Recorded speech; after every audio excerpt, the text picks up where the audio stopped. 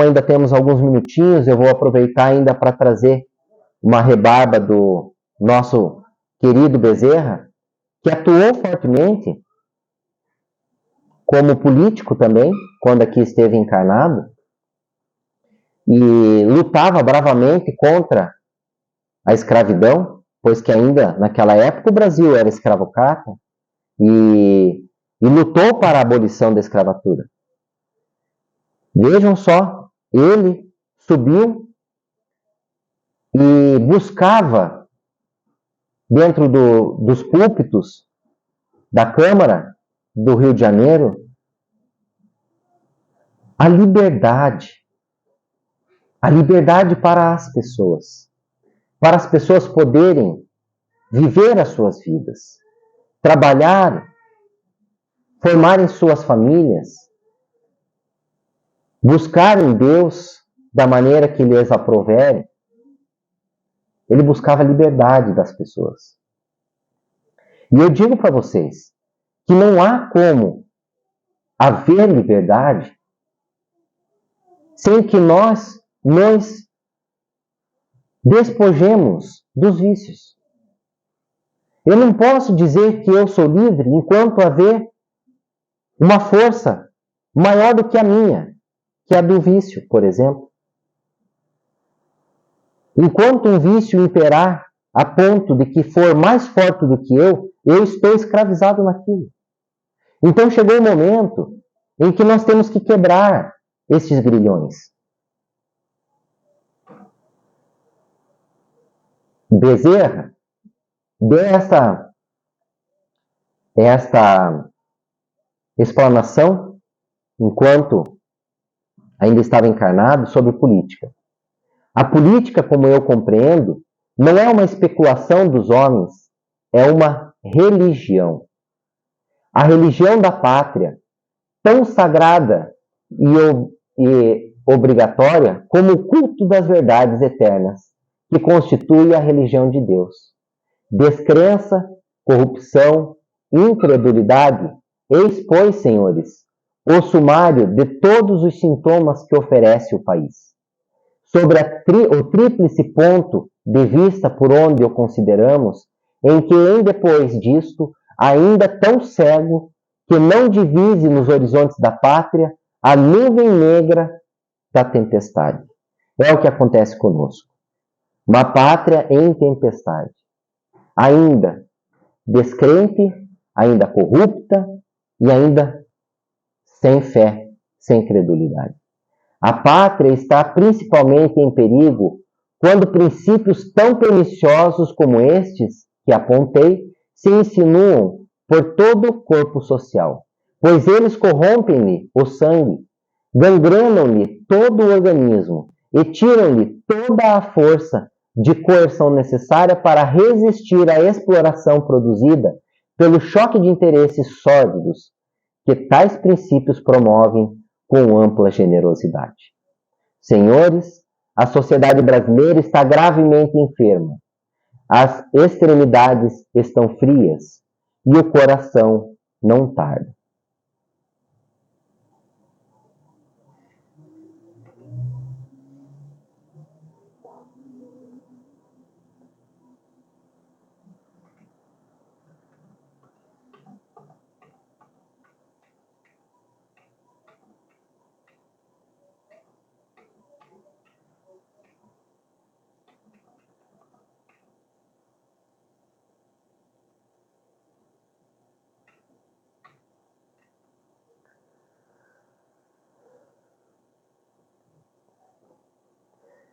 Não te esqueças de que o Mestre nos espera do lado das próprias criaturas que caminham conosco, a fim de auxiliar-nos. Sejamos devotos da cortesia e da afabilidade em todos os instantes, para que não aconteça, venhamos a dizer, depois da oportunidade perdida: efetivamente, o Senhor estava junto de mim, mas não pude sentir, porque em verdade, pelos fios invisíveis do amor, o Divino Mestre permanece constantemente entrosado à nossa própria vida. Porque o Cristo não se foi, o Cristo está conosco. E meus irmãozinhos, meus filhinhos queridos, nós seremos sempre aqueles que teremos a graça de encontrar o Pai da vida quando, em pequenos e simplórios atos da vida, olharmos aquele que ao nosso lado está de uma maneira caridosa, de uma maneira fraterna, solidária, amorável. Nós temos a graça que Deus nos concedeu, este gênio do amor. Por isso que quando Saulo compreendeu as lições do Mestre Jesus, ele nem mais o seu nome quis. E Paulo não se importava com a dor e o sofrimento que lhe afligiam aqueles que não acompanhavam as divisas dos ensinamentos do grande Messias.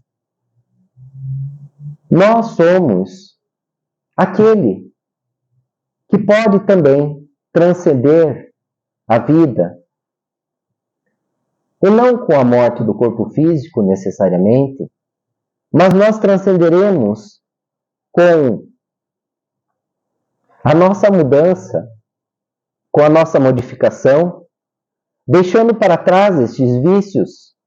Ah, meus filhos, ah, meus filhinhos, os vícios nada nos trazem de bom, só levam o nosso tempo e dor e sofrimento.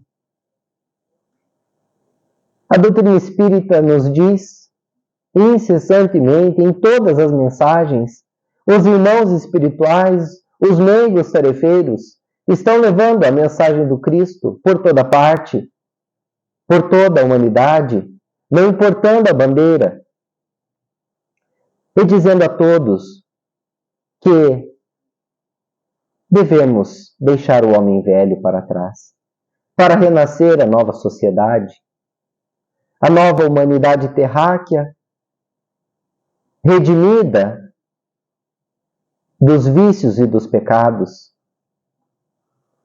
do orgulho e das iniquidades.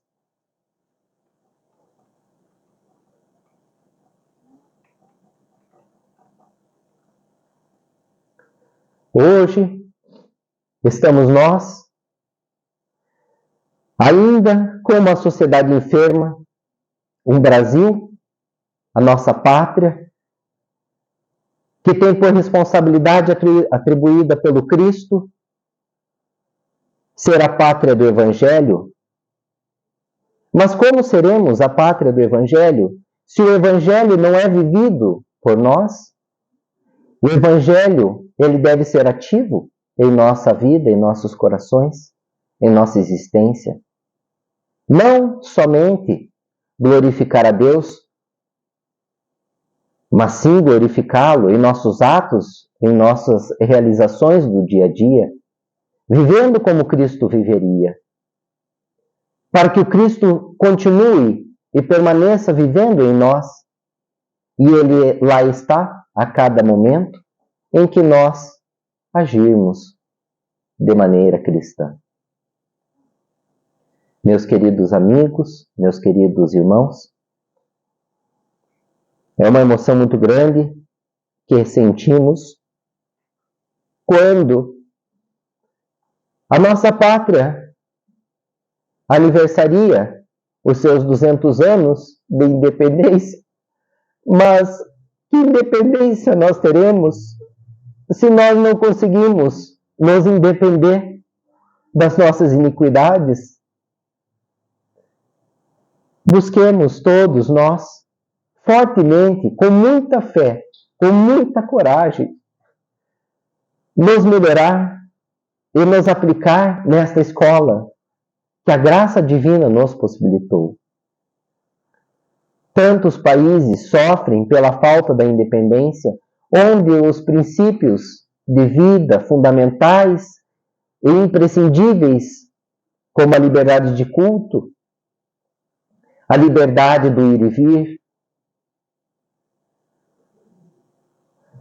a liberdade de ter um lar e edificá-lo sob a égide do Cristo, são gravemente afrontados. A violência. Meus irmãos, compreendam que não se trata tão somente da independência da pátria, mas a independência de nos independer das agruras, das prisões, dos grilhões que os vícios ainda nos assolam. Façamos e sejamos aqueles tarefeiros do Cristo, para que esta seara no Brasil, possa ser fortalecida a cada dia mais.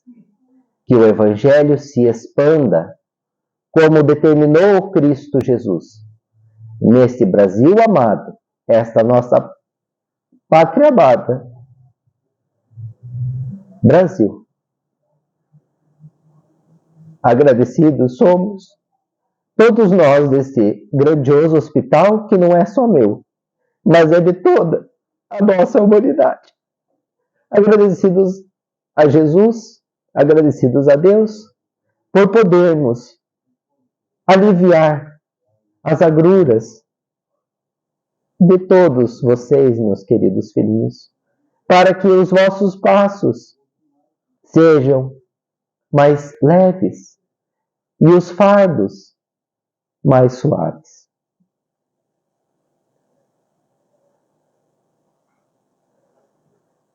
Que a paz de Cristo esteja com todos nós, hoje e sempre, e que assim seja.